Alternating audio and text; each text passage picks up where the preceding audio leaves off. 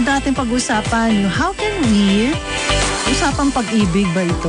How can we be more intentional sa ating mga loved ones? Bakit ba intentional, di ba, no? Kasi there are many things that we are not so aware of na parang napapabayaan na natin yung ating mga mahal sa buhay.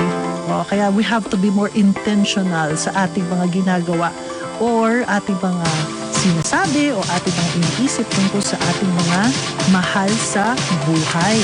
Pag-usapan natin dyan mamaya ng mas mahaba-haba mamaya.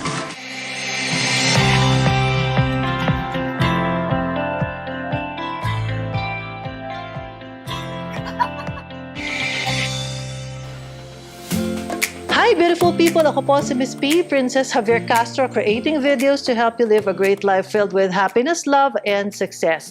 Kung bago ka sa channel na ito, please consider subscribing. Pindutin mo na rin yung all para updated ka sa lahat ng mga videos na ina-upload ko. How to become more intentional sa ating mga mahal sa buhay. Marami tayong, hindi naman sobrang dami ng ating mga relationships. At ang gusto natin, kahit kakaunti lang ang ating mga relationships like friends, di ba, no? Pero gusto natin yung mga taong na pumapaligid sa atin or people who surround us are people na nakukuha yung ating, kumbaga nagigets nila agad kung ano yung tingin mo pa lang, ngiti mo pa lang, kumbaga parang tabas pa lang ng pagmumukha mo. Alam na agad kung you're in the right mood or bad mood, di ba? Yan yung gusto natin. At of course, kung may mga parang red flags ka, parang lumalabas yung mga moods mo, alam nila kagad kung papaano kanila not actually handle, but how to treat you at that moment, no? Kung kinakailangan ka ba nilang bigyan ng space muna, or kinakailangan ba na wag muna kayong mag-usap, or kailangan mo ng kausap. So, masarap yung ganun, di ba? Yung, alam mo kagad, there's this person na nakakakuha kung ano yung nangyayari sa'yo. Actually, di ba? Yung ang simpleng lang, text messages, 'di ba, na naalala ka, ang sarap ng feeling, 'di ba, no? Or may nabasa sila that resonates doon sa personality mo, naalala ka nila. Alam mo, there's this one friend of mine, patagal ko na siyang kaibigan. One time sabi niya gano'n, "Uy, Princess, kamusta ka na?" Sabi niya, "Kamusta ka na? How are you? Naalala lang kita, I just wanna say hi." Tapos sabi ko, okay naman ako. Alam mo yun, parang ang sarap ng feeling ng gano'n, di ba? Yung may nangangamusta sa'yo na kinamusta ka at walang kailangan sa'yo. Madalas, di ba? Nangangamusta ka pag nangangailangan ka ng atensyon o nangangailangan ka ng tulong. And minsan, nakakasakit man ng damdamin, may mga taong sadyang gano'n na kinakausap ka lang pag kailangan ka. Hindi nga talaga. Have some friends na ganyan? Meron, di ba? Relatives na ganyan will only contact you pag may kailangan sila sa'yo. Meron ako isang kamag-anak na who constantly ask how I am doing. Kamusta na kayo? How are you? Alam mo yun, parang you feel na somebody's really caring for you, no? And watching over you kahit malayo. Di ba, no? Yun ang mga klase ng mga close connections na kailangan natin sa buhay para we also feel secure, di ba? And we feel belonging to the world. Parang meron tayong kaakibat, meron tayong kaakbay, meron tayong kaagapay sa buhay, di ba? Not necessarily yung asawa mo o yung girlfriend mo, boyfriend mo, not necessarily that. But also yung someone from afar, like a relative or a friend, just a friend. Alam mo, may mga ganyan, may mga taong ganyan. Pero iilan lang yan. Ikaw, tanungin kita ngayon, meron ka ba? Bilangin mo nga kung aabot sa 10 ang mga taong nangangamusta sa'yo nang walang ang kailangan sa'yo. Kakamustahin ka lang, wala lang, naalala ka lang niya. Oh, di ba? Actually, di ba? We need people na ganyan who think of us, who look out for us, and accept us the way we are. Actually nga minsan yung tawag na simpleng tawag lang. Ang sarap ng wala lang, gusto ko lang makipagkwentuhan sa'yo, gusto ko lang i-share sa'yo itong nangyari sa akin, etc. Alam mo yan. Alright, so actually sa totoo lang, one of the most important things in our lives ay our relationships. Bakit ba hindi ito importante? Pagka ikaw ay merong narinig na hindi magandang sinabi sa'yo, 'Di ba, nasasaktan ka because your relationship to that person is also important. 'Di ba, no? Sometimes nga, ang iniisip natin kahit na, alam mo yun, yung mga lost opportunities, pwede mo mapalagpas. Basta ang importante, yung mga mahal mo sa buhay ay safe at saka healthy. 'Di ba, no? Kaya lang ang problema, minsan we are caught up with yung business natin. At pag dumating na yung mga deadlines natin sa opisina, sa business, o sa ating mga ginagawa, lalo na pagka pinag-uusapan ng utang, yan, nakakalimutan na natin yung bigger picture. Nakakalimutan na natin yung mga importante sa buhay natin. Minsan napakadali to deprioritize yung ating mga mahal sa buhay because of some more pressing, tingin natin parang more pressing issues. Naalala niyo yung kwento ko dati, di ba? Yung nanay ko, kasi nga at the time walang trabaho yung tatay ko. So every time nakakausapin namin siya, laging, dali mo, marami pa akong ginagawa. Di ba? Parang wala siyang oras talaga. Oo. Hindi naman yun ang intention niya na baliwalain ka, kaya lang talagang ganun ang buhay ng mga panahon na yon. Pero, meron tayong pwedeng gawin simula ngayon. Oo. Ano yung ating mga pwedeng gawin? Simple lang to. Ilan lang ito na po pwede natin gawin para to be more intentional sa ating mga mahal sa buhay. We have to be more focused on love than our fear. O ito na. Kinakailangan nito, dapat isipin natin na maging proactive tayo and not reactive, 'di ba? No, yung isipin na lang, ay sana nabigyan ko siya ng masyadong maraming atensyon nung nabubuhay pa siya or nung wala pa siyang sakit, etc. Ngayon wala na, hindi ko na siya makausap. So instead of that, then we can be the best that we could sa ating mga mahal sa buhay. O, 'di ba, no? Ito ang mga magagandang intention. We have to be more present sa ating mga mahal sa buhay. Ano ibig sabihin nun? When we are together, tama na muna yung mga gadgets. Pagka magkasama kayo, nag-uusap kayo when you're together, put aside muna yung mga cellphones, yung mga iPads, di ba? Your computer, because that's the time for you to be together. Huwag muna. Focus muna dun sa tao sa harap mo. And yung mga text and email mo, makikita mo naman yan later, na-send na yan sa'yo. No? So you give time muna whoever is in front of you. Actually, si Tito Santi, sa Dr. Santiago Obien, yung founder ng, ng Phil Rice. Actually, observation ko to sa kanya. Yung telepono niya laging malayo pag nasa hapagkainan. Pag kumakain kami, yung telepono niya wala. It's either nasa buffet, basta it's far, no? Hindi niya hawak. So that, pagka nag-uusap-usap dun sa dining room, ay yung kanyang attention is full yung kanyang attention, complete yung kanyang attention dun sa taong kausap niya. Yung kanyang cellphone, wala, namalaya. Kahit mag-ring pa yan, kahit mag-text pa yan, kahit na nung beep pa yan, hindi niya yan sasagutin dahil yung kanyang attention ay nandun sa kausap niya. Gusto ko to. Gusto kong gawin to. Actually, ginagawa ko na to. I'm trying my best to put aside my phone every time that I eat. Ayan, sabi ni Peter Bonicha, I'm listening from Makati. Nice topic. Okay, thank you very much. Ito. Listen deeply. Ano ba yung listening? When you listen, you do not actually intend to focus on dun sa sasabihin mo or counteract dun sa sinasabi niya. Di ba minsan ganyan ka? Pagka nakikinig ka, actually hindi ka nakikinig.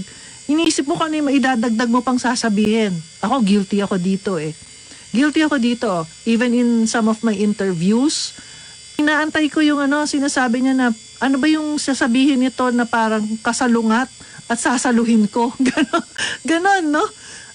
Mas maganda siguro, antay mo siya matapos magsalita. Kung yun ang hinahanap niya. Minsan naman may mga taong ayaw naman niya ng may sasagot sa kanya. Gusto lang niya may makikinig sa kanya. Listen completely and understanding and just being there. Yun ang importante. Actually, si Oprah, in her interviews, one of the most admired person ko to si Oprah. All of her interviews, meron siyang personal connection. Uulitin niya yung sinasabi, Tapos parang feel niya how the interviewee feels. Ganun siya, no? Hindi siya yung naghahanap ng pupwedeng isagot doon sa kinakausap niya. Ano pa? To speak your truth. Yan. Kahit pa awkward, kahit pa uncomfortable, sasabihin ko kung ano ang nararamdaman ko. Kunyari, nasaktan ako. Kunyari, meron sinabi yung mahal ko sa buhay at nasaktan. There was this one time na my son said something that I didn't like. Hindi naman masama, pero parang ang pangit lang pakinggan. Alam mo yan, may moods din naman ng mga bata eh. Sabi ko sa kanya, I want to talk to you about what happened today. Baka hindi ka lang aware na nasaktan ako kasi I know na you respect me, I understand that, pero yung ganitong klaseng pananalita, magkaibigan tayo pero ito hindi ko nagustuhan. I felt na hindi mo na ako ginagalang bilang nanay mo. Wah! Di ba? May ganon. Kasi masakit eh. Parang masakit minsan yung sobrang mahal mo tapos biglang sasagutin ka. 'Di ba no? And I know it's kind of awkward. Yung mga mothers siguro would say, sa akin ginawa yan, sampaling ko yan, 'di ba? Magdudugo bibig niyan sa akin, 'di ba? Sa ako hindi. Siguro I learned a lot already, no? Hindi ko kasi ugali yung nananakit. So kinausap ko siya, sabi ko, I know you meant well, pero I don't like the way you talked to me a while ago. So, yun. From that time on, medyo naghunos dili yung aking anak. Sabi niya, hindi na siya ganun magsalita. Hindi na siya ganun, no? Siguro, sa iba parang, you swallowed your pride and talk to your son in a way na parang kayo. Hindi, actually, even if it take, humility yun di ba? Humility yun, para aminin mo na nasaktan ka. Hindi ka naman nahihingi ng sorry pero nag-sorry siya. Masarap yung feeling na gano'n, na nagkakaintindihan kayo. Ibig sabihin nito parang be more vulnerable. You have to accept na you don't know the answer all the time, and you have to accept that you are not happy all the time, and you have to let other people know that you are that. Yun. Ano pa? Accept the person or your loved one fully. Ano yun? Yung kanyang warts and all, so to speak, no? Yung kanyang kahinaan, kapangitan, kapintasan, lahat-lahat yon ay i-accept mo kung paano siya magsalita, lahat yun i-accept mo. Pero syempre, iba yung sabihin ng, kunyari may pronunciation siya, may difficulty siya sa pronunciation, you accept that. Yung mga little things na ganyan, you can accept those things. Yung, kunyari, hindi masyadong maganda yung skin niya, you accept that, di ba? Yun, you accept that as much as you accept the good traits, the good character, the good value nung tao. Yun yung mga shortcomings niya. You accept. Kumbaga parang minahal mo yung kabuuan ng tao na buong buo yung kasiraan niya at kapangitan niya at kagandahan niya. Lahat yun, mahal mo at inaccept mo. Ano pa? This is one of the most important of all the things that we can do for our loved ones. We should interpret compassionately. Ano ibig sabihin nun? Ibig sabihin lang nito, for example, merong ginawang hindi maganda sa atin, do not interpret it as if na parang gusto kanyang saktan. For example, sinagot ka or nakalimutan yung anniversary nyo. Wow, 'di ba? Big deal sa mga ibang mag-asawa 'yan. O birthday mo nakalimutan, parang big deal 'yan, 'di ba? Ano mo 'yon, you interpret as if na parang be compassionate. Maybe hindi naman yung intentional na manakit ng damdamin or maging insensitive. Yun yung kasi when you interpret it in a way na gusto mo, ang nangyayari ay nagkakaroon ng duktong-duktong ba, parang masama na isip mo dun sa tao. Kahit hindi yun ang iniisip niya para sa'yo, gusto ka pala niya i-surprise pero hindi ka lang niya binabate, di ba? So nawawala yung tunay na meaning. So dapat huwag kang mag-interpret. Do not interpret. Always giving them the benefit of the doubt. Ano pa? Forgive often. Oo nga. Yung mga little things, tama na. Patawarin mo na yan. Ano na tayo? Dapat you have to always forgive. Yung kahit hindi sila humihingi ng sorry sa'yo, you forgive. Ang hirap nito. Sa totoo lang, mahirap ito. Lalo na kung kanyari, mahal mo sa buhay. Di ba, no? Mahirap ito. Pero, Mas maganda ito, yung mga little offense before you go to sleep. You always tell yourself, "Oh Lord, give me the courage to forgive this person." Diba? Ganyan lang. Diba, no? Masarap yung ganon. Matutulog ka na nakapagpatawad ka kahit hindi humihingi ng kapatawaran yung mga tao sa paligid mo. Alright, ito pa. Ito, appreciate vocally. Yun. Pag may ginawa naman sa'yo maganda, appreciate mo. Oh, alam mo, gustong-gusto ko sa'yo na alala mo lagi yung birthday ko. Alam mo ba, gustong-gusto ko sa'yo na tumatawag ka sa akin kahit walang issue, nothing, no? Ayan. Okay, gustong-gusto ko talaga yung napapatawa ka, yung mga ganyan. O, ano pa? Give freely. Ito, mahirap din natin gawin to. Minsan, mahal yan eh. Dapat di na natin ibigay to. O, tatago ko na lang to. Or, wag na lang muna siguro itong ibigay. Masyado kang clinging to material things. Dapat isipin mo yung material things na yan ay blessings at pag hindi mo na yan ginagamit o meron kang sobra, dapat yan ipamigay. Love, support, understanding, best wishes or well wishes yan sa ibang tao. Okay, ano pa? Dapat wag kang bias. Yun. Actually, every person is different every single time. Every person is different every single time. In other words, kung ako, kilala ninyo ako ngayon as ngayon, kung papaano ako ngayon, bukas, pwede ako magbago sa mas mabuti pang ako. Kaya yung ating mga mahal sa buhay, ganun din. They can be beautiful today, pero tomorrow they can be more beautiful. Kaya kung ano man yung nakikita mo sa kanyang hindi maganda ngayon, bukas malay mo, mas maganda na siya. 'Di ba? Ano pa? Love anyway. Yun lang yun. Love anyway. Kahit na ano pa man yan, kahit na judgmental pa siya, just love anyway. Yun love anyway. Ulitin natin to. Hindi ko ulitin lahat.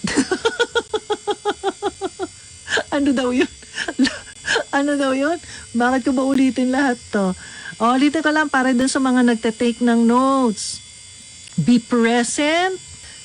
Makinig ng mabuti. Number 2. Yung walang bias. Kumbaga, yung wala kang intention na sasagot o maghahanap ng isasagot dun sa sinasabi ng isang tao. Lalo na pagka nagkakaroon kayo ng argument, you are actually listening with your ear, but not with your heart. Kumbaga, dapat listen with your heart. Ito, you speak the truth. Ayan, kahit pa masakit, kahit pa mahirap sasabihin mo dahil yun ang tama. Yun ang, hindi mo kinakailangang i-exclude yung mga hindi magagandang feelings dahil baka masaktan siya. Pero you should always come from a space of truthfulness. Ayan, yung space of being honest with your feelings and open and vulnerable.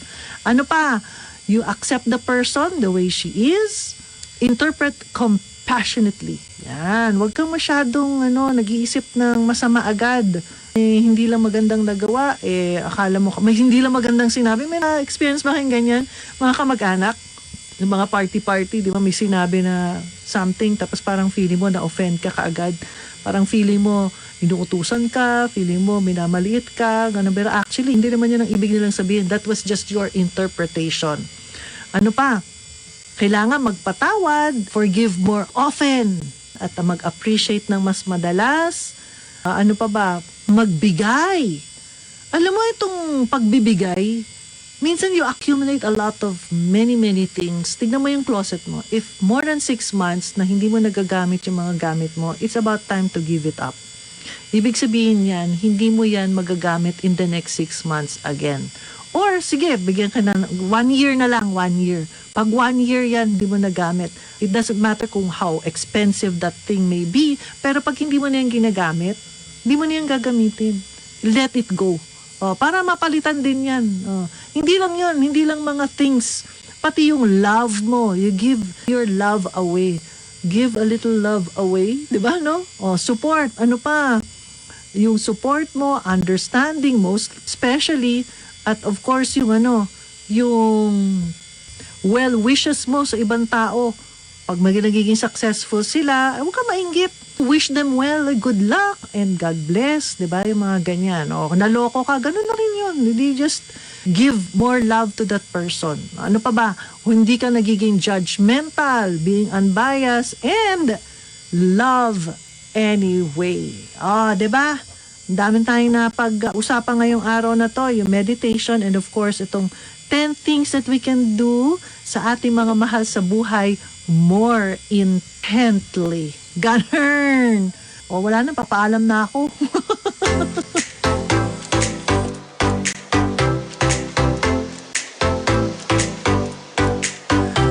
Thank you po sa inyong lahat. O imbitahin ko kayo ha to please visit my page sa aking Facebook ko. Miss P, Princess Javier Castro. I also have a Twitter, Princess Javier. Hanapin niyo po ako.